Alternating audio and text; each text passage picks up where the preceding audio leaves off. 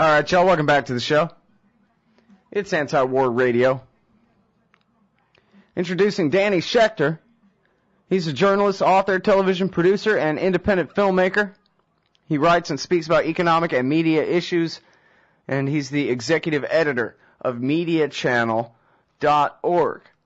I was telling y'all yesterday and mentioned earlier today on the show this great piece in AlJazeera.net. Opinion: Helen Thomas thrown to the wolves. At a time of forgiveness, why is Helen Thomas still being ostracized? By Danny Schechter, and this is posted December 29th, 2010. Welcome to the show, Danny. How are you doing? Hello. Hey, it's great to be with you. Sorry. You know, the piece was also on Huffington Post and Op-Ed News and a lot of other outlets, but it actually got about over 2,000 responses on Al Jazeera, which is pretty amazing, you know. Yeah, that's great. There's been a lot of buzz on it, a lot of pickup about it, and I think it's because it resonates with a lot of people who realized how wrongly she was treated, but at the time I think there was a whole lot going on, and you know, she apologized kind of, you know, for the whole thing, so it dropped dead, but, you know, the implications of it were pretty serious. You know, here was arguably one of our best-known journalists who'd been, you know, at the White House since President Kennedy was in office, covering, you know, presidential press conferences and the like, a woman, a minority woman, and given her Arab American background, and yet, you know, in 30 seconds she could be, you know, exposed supposedly as an anti-Semite and thrown to the wolves, as the piece says. And I think this really upset a lot of people, and unfortunately, it hasn't really been discussed. Okay? Yeah, well, and it never really was discussed fairly in the first place, because what they did was they took a soundbite of her answering a question without doing the smart thing and repeating the question back in the answer or something like that. And she was referring to the settlers in the West Bank. She was asked about the settlers in the West Bank. And then she said, well, the Jews should go back to Germany, Poland, or America where they're from. But she was talking about the people in the West Bank, not all of Israel. Yeah, the settlers and the occupiers. You know, right. So then they made it sound, though, by playing just the soundbite that, like, oh, here, she denies Israel's right to exist and Jews the right to live. Right, exactly. Well, you know, back in the 50s, actually, it was revealed. I used to work for Ramparts magazine back in the day as an investigative reporter, and we were investigating the CIA. This was before WikiLeaks, before even the Pentagon Papers, okay? We had access to various documents, and one of the things that emerged was that the Mossad, the Israeli intelligence, was actually funding a right-wing cleric in Cairo, who was the person who was, you know, calling for the Jews to be driven into the sea. It's a guy with no support, and no real, you know, constituency and no real community. But nevertheless, his comments, which went on a sort of shortwave radio station, were duplicated, copied, and then used for years by propagandists in Israel and their supporters in America. So that's the origin of that actual cliche. Right. You know, in other words, this was actually something Israel paid for because they want to polarize things. They want to make it appear that anybody who is critical of Israeli policy is by definition anti-Semitic or wants to kill all Jews. And by setting it up this way, many people, first of all, who don't like what the Israeli government does, are intimidated. They're chilled out. They won't speak out for fear of retribution or for fear of, you know, whatever, you know, losing their jobs and what have you. And at the same time, the debate then is managed by, you know, a very well-financed lobby that is very keen to use message points and to formulate slogans that they market test with the audience so that you get support for Israel based not on Israel in terms of a real breathing state which has good things and bad things about it, but an idyllic Israel, you know, the land of the kibbutz, the land of, you know, the only democracy in the Middle East and all the rest of these cliches without any rigorous analysis or examination of who is in power in Israel, which is like a war cabinet which runs the place, okay? And the way in which politics there is manipulated when you have a minority party with one member of parliament holding the balance of power, a right-wing fundamentalist. The Israeli government basically, does what they say in order to keep their government alive. This has been true for quite some time, that the governments there are very unstable, but, they manipulate all of these minority groups and factions to support them, and this is what's happened here. And so when you talk about Israel, it's not a homogeneous place. It's not like all people agree on one point of view. There's a peace camp there. There are people who are opposed to wars. There are a lot of Arab citizens of Israel who also have a voice and have some members in the Knesset. So it's not, it's not this kind of us-them, black-white situation, which is how it's pictured in our media. And this is one of the things that's annoyed me for years, as a radio newscaster and also as a television producer. I worked at ABC News 2020 for 8 years, and one of those years there was a story done called Under Israel's Thumb, and it was a really very strong investigative piece about looking at 3 issues on the West Bank: water, land, and hospital care, and documenting and detailing how these people were being exploited and abused, okay? And the 2020 basically said, look, we will interview Israeli officials who are directly responsible for or connected to the issues that we're exploring. We don't want to interview somebody who doesn't know anything about it and who has no responsibility for it. We want to talk to policymakers, generals, people who are, in charge. And at that time, General Sharon was in charge of the occupation of the West Bank. And he just said he refused to talk to them. He met with them. He said, okay, well, I'm not going to go on camera because he didn't like the questions. And so you would expect 2020 to then back down, say, well, look, we can't really do an interview if we don't have an Israeli point of view represented. It's going to look unfair, one-sided, and all the rest of it. But it was clear that ABC was being played by the Israeli government. So ABC took the position, we are going to go ahead with this story, and we will report to our audience that Israeli officials were given an opportunity to participate and refused. Israel found this unacceptable. They sent people from Israel to New York to try to persuade the upper-level executives of ABC to cave on the issue and not to run the piece.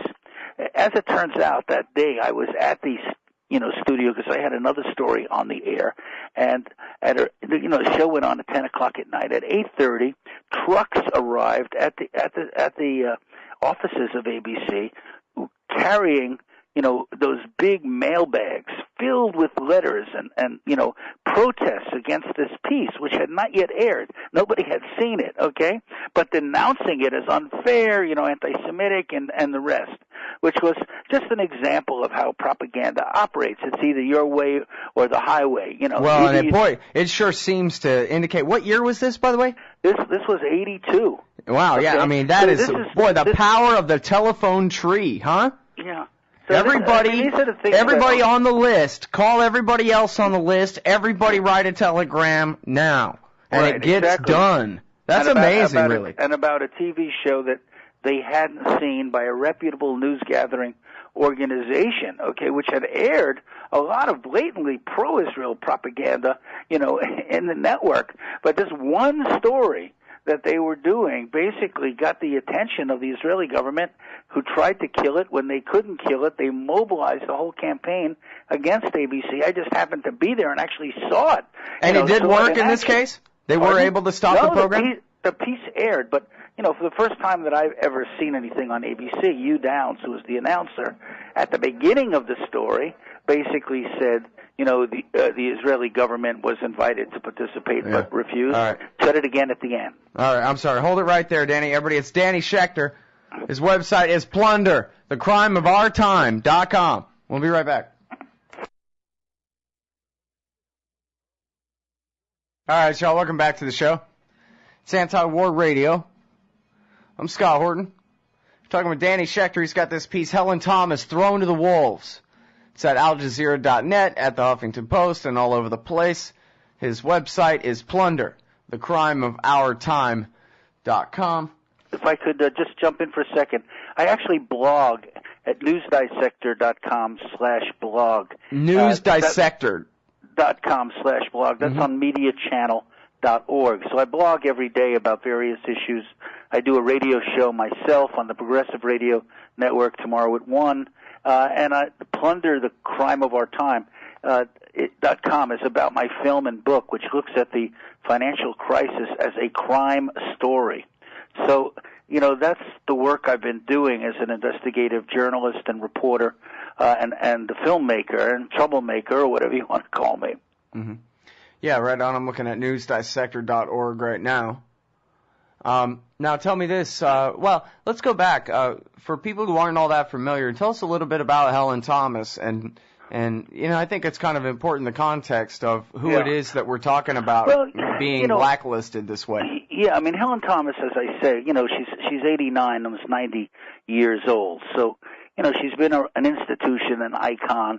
When she had her birthday, she has the same birthday as President Obama. Obama brought a cake out to the White House press room to honor her. I mean, she's been honored by everybody in journalism. She's spoken all around the world. She's very widely known, and of course, she covered these press conferences. She was the person who, under the Bush administration, kept challenging Bush on the WMD. Most of the press corps in Washington now is totally compliant, if not complicit, with what's going on. They're not aggressive. They're not really challenging a policy. And, they're manipulated, basically. There are fewer press conferences than ever. And, it's sort of a charade rather than a real interaction.